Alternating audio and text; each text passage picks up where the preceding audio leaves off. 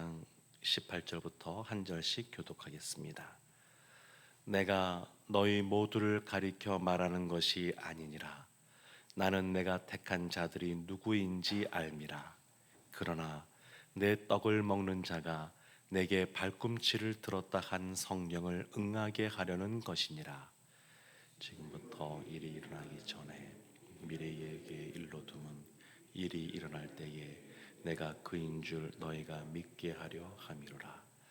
내가 진실로 진실로 너희에게 이르노니 내가 보내는 자를 영접하는 자는 나를 영접하는 것이요 나를 영접하는 자는 나를 보내신 이를 영접하는 것이니라. 예수께서 이 말씀을 하시고 심령이 괴로워 진건하여 이르시되 내가 진실로 진실로 너희에게 이르노니 너희 중 하나가 나를 팔리라 하시니 제자들이 서로 보며 누구에게 대하여 말씀하시는지 의심하더라. 예수의 자 중 하나 곧 그가 사랑하시는 자가 예수의 품에 의지하여 누웠는지라. 시몬 베드로가 머릿짓을 하여 말하되 말씀하신 자가 누구인지 말하라 하니 그가 예수의 가슴에 그대로 의지하여 말하되 주여 누구니이까. 예수께서 대답하시되 내가 떡 한 조각을 적셔다 주는 자가 그니라 하시고 곧 한 조각을 적셔서 가룟 시몬의 아들 유다에게 주시니 조각을 받은 후 곧 사탄이 그 속에 들어간지라. 이에 예수께서 유다에게 이르시되 내가 하는 일을 속히 하라 하시니 이 말씀을 무슨 뜻으로 하셨는지 그 앉은 자 중에 아는 자가 없고 어떤 이들은 유다가 동괴를 맡았으므로 명절에 우리가 쓸 물건을 사라 하시는지 혹은 가난한 자들에게 무엇을 주라 하시는 줄로 생각하더라. 함께 보겠습니다. 유다가 그 조각을 받고 곧 나가니 밤이러라. 아멘. 살아계신 하나님의 말씀입니다. 오늘 본문 바로 앞부분에 예수님이 섬김의 극치를 보여주셨습니다. 예수님은 하나님이시거든요. 근데 이 땅에 우리의 눈높이에 맞추어서 자기를 낮추어 육신을 입고 이 땅에 오실 뿐만 아니라 종들이 하던 발을 씻겨주는 그런 섬김의 아주 극치를 보여주셨습니다. 그러면서 이와 같은 모습 그 섬길 때에 어떤 일이 있었냐면 2절 말씀에 13장 2절 말씀에 이런 말씀이 있었습니다. 마귀가 벌써 시몬의 아들 가룟 유다의 마음에 예수를 팔려는 생각을 넣었더라. 이미 그 예수님을 팔 생각을 가룟 유다가 갖기 시작했습니다. 8절 말씀에 보면 이런 말씀도 있죠. 베드로가 이르되 내 발을 절대로 씻지 못하시리이다. 예수께서 답하시되 내가 너를 씻어주지 아니하면 내가 나와 상관이 없느니라.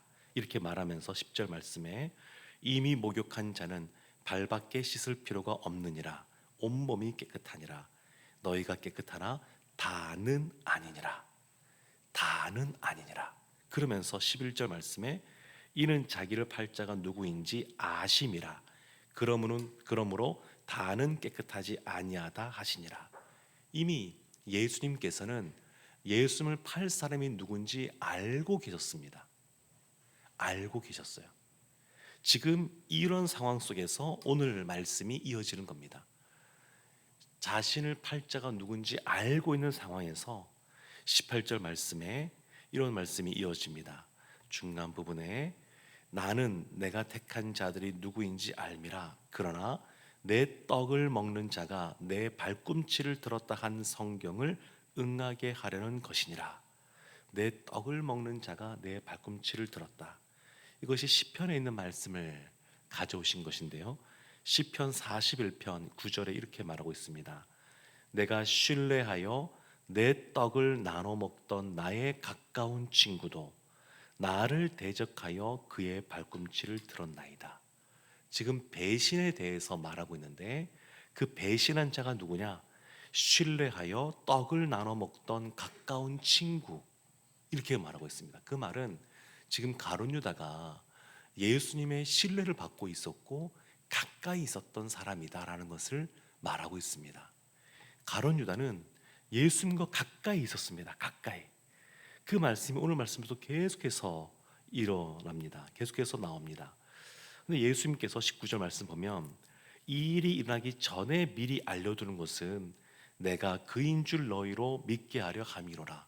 그러니까 가룟 유다가 이제 팔게 될 건데 예수님이 그에 팔려서 십자가를 지는 것은 가룟 유다의 배신 때문에 일어나는 것이 아니라 사실 하나님의 구속 사역 가운데 이 모든 것이 이루어지고 있는 것이다. 이것을 지금 알려주기 위해서 미리 말씀하신 겁니다.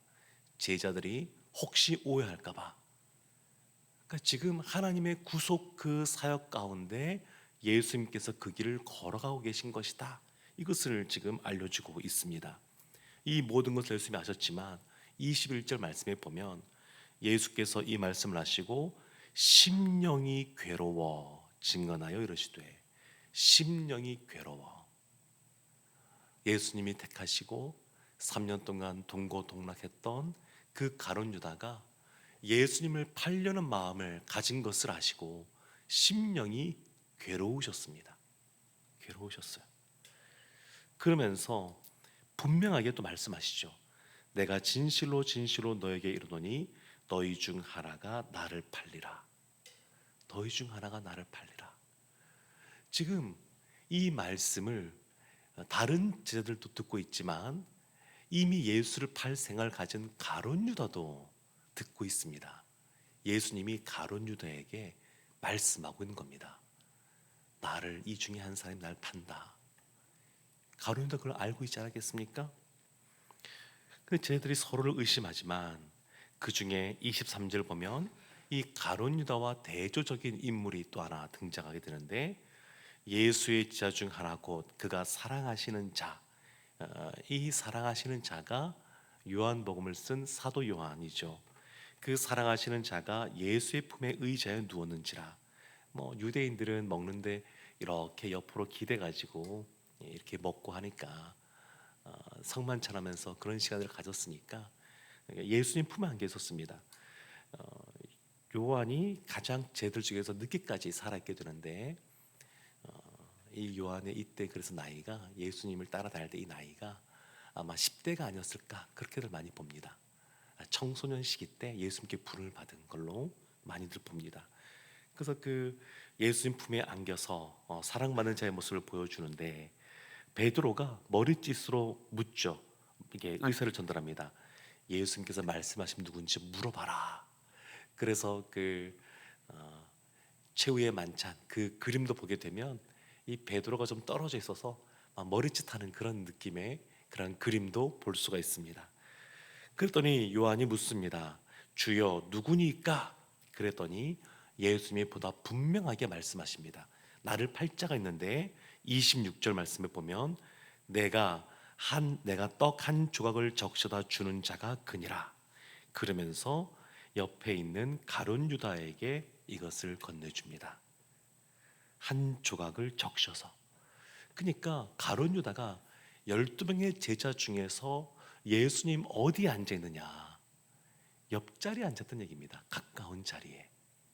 평소에도 가까운 자리에 앉았는지 아니면 마지막 성만찬 할 때 그때 특별히 이렇게 앉았는지는 모르겠지만 이 가룟 유다는 굉장히 예수님의 신뢰받는 제자였던 것은 분명합니다. 왜냐하면 29절 말씀도 보게 되면 돈꾀를 맡았으니 이렇게 나오잖아요. 유다가. 그러니까 돈꾀를 맡았다. 어느 조직이든 또 동서고금을 막론하고 돈꾀를 맡는 사람은 신뢰하는 사람에게 그것을 맡깁니다. 믿을 만한 사람, 이 사람은 그래도 돈을 잘 관리할 사람, 주인의 뜻에 맞게 잘 사용할 사람, 그런 사람을 맡깁니다. 그 가룟 유다는 예수님 옆에 가까운 곳에 있습니다. 그리고 신뢰받는 사람으로서 돈꾀를 맡고 있습니다. 근데 이런 사람인데 이런 사람에게 사단이 예수를 팔 생각을 넣었습니다. 근데 사실은 그냥 할 수 있는 것이 아니라 이 이와 같이 예수님에 대해서 여러 가지 의구심을 갖고 있고, 그리고 여러 가지 또 신뢰하는 마음, 믿음이 약해져 있고, 이런 마음들이 있다 보니까 사단이 그 생각들을 집어넣은 것이죠. 집어넣었습니다. 27절 말씀을 보면, 그럼에도 불구하고 예수님께서 유다에게 끝까지 한 조각을 찍어서 주는 것은 사랑한다는 표시입니다. 우리도 뭐 어렸을 때 한번 생각해 보면, 그 어린 자녀가 있을 때 집에서 생선구이 이런 거 하면 엄마들이 이렇게 막 뼈를 발라서 주지 않습니까? 비슷합니다. 사랑하기에 그렇게 하는 모습을 보여주는데, 지금 예수님께서 떡을 찍어서 이렇게 전해주고 있습니다. 이것은 계속해서 예수님께서 유다에게 메시지를 사실은 전하고 있는 겁니다. 말뿐만 아니라 행동으로서 지금 유다에게 예수의 마음이 전달되어지고, 그가 행동을 돌이키기를 원하시는 그러한 모습이 다 담겨져 있습니다. 근데 이 유다가 돈기를 맡은 자인데, 27절 말씀에 보면 조각을 받은 후 곧 사탄이 그 속에 들어간지라. 그러니까 예수님께서 내가 하는 일을 속히 하라, 이렇게 말씀하십니다. 사탄이 우리에게 생각을 집어넣기도 하고, 또 이와 같이 그 사람의 영혼에 들어가기도 하는데, 이렇게 되는 것은 그 사람이 이런 마음을 먹고 있기 때문에 사실은 이런 모습이 나타납니다. 우리가 하나님의 전신갑주 성령으로 충만한 모습으로 있으면 사실은 이런 모습은 나타나지가 않습니다. 근데 이 가룟 유다가 예수님을 배반할 마음을 갖고 있었던 겁니다. 30절 말씀의 마지막에 이렇게 끝나죠.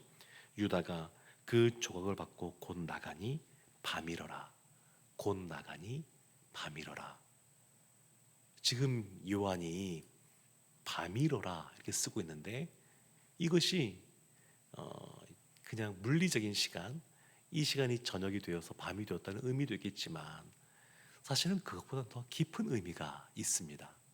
이 밤이라고 하는 것은 영적으로 이와 같이 어두워져 있는 이 가룟 유다의 모습을 사실은 보여주는 것이라고 할 수 있습니다.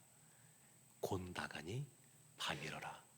그러니까 예수님의 이 마지막 밤, 십자가를 지시기 전날 그 마지막 그 성만찬하던 그 밤, 그 밤은 어떤 밤일까요?